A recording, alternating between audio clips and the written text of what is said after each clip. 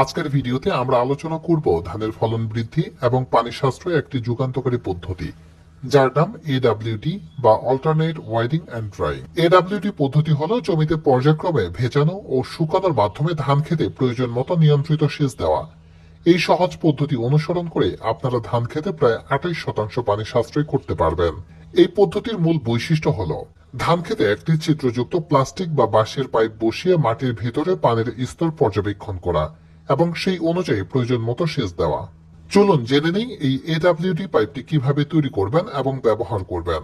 প্রথমে 25 সেন্টিমিটার লম্বা ও 7 থেকে 8 সেন্টিমিটার ব্যাসের একটি বাঁশ বা প্লাস্টিকের পাইপ নিন। পাইপের উপরে 10 সেন্টিমিটার বাদ দিয়ে বাকি 15 সেন্টিমিটার অংশে 5 সেন্টিমিটার পরপর 3 সুতি ব্যাসের ড্রিল বিট দিয়ে ছিদ্র করুন। 1 বিঘা পরিমাণ একটি সমতল ধান খেতে একটি পাইপ বসাতে হবে। পাইপটি এমনভাবে ধান খেতে বসাতে হবে যেন এর ছিদ্রহীন 10 সেন্টিমিটার মাটির উপরে থাকে। ছিদ্রযুক্ত 15 সেন্টিমিটার অংশ মাটির নিচে থাকবে, যাতে মাটির ভিতরে পানি ছিদ্র দিয়ে পাইপের সহজে প্রবেশ করতে বা বের হতে পারে।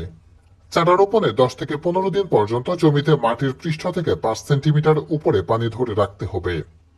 এরপর থেকে সাশ্রয়ী পাইপ পদ্ধতি প্রয়োগ করা যায়।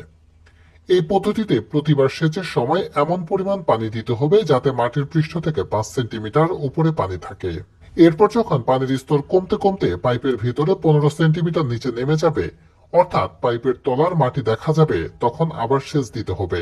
মাটি ভেদে এই অবস্থায় আসতে সাধারণত 5 থেকে 8 দিন সময় লাগে। এভাবে ধান গাছে ফুল আসা পর্যন্ত সেচ দিয়ে যেতে হবে। ফুল আসার পর 2 সপ্তাহ পর্যন্ত জমিতে সব সময় 4 থেকে 5 সেন্টিমিটার পানি ধরে রাখতে হবে এবং ধান কাটার 2 সপ্তাহ আগে সেচ সম্পূর্ণ বন্ধ করে দিতে হবে। এই এডব্লিউডি পদ্ধতি ব্যবহারের অনেক সুবিধা রয়েছে। এই পদ্ধতিতে ফসলের কোনো তারতম্য হয় না, উপরন্তু পানি ও জ্বালানি সাশ্রয় হয়, অর্থাৎ কম খরচে বেশি লাভ। সর্বোপরি এটি একটি পরিবেশ বান্ধব প্রযুক্তি। তাই আসুন আমরা সবাই ধানের ফলন বাড়াতে এবং প্রাকৃতিক সম্পদ রক্ষা করতে এই এডব্লিউডি পদ্ধতি ব্যবহার করি।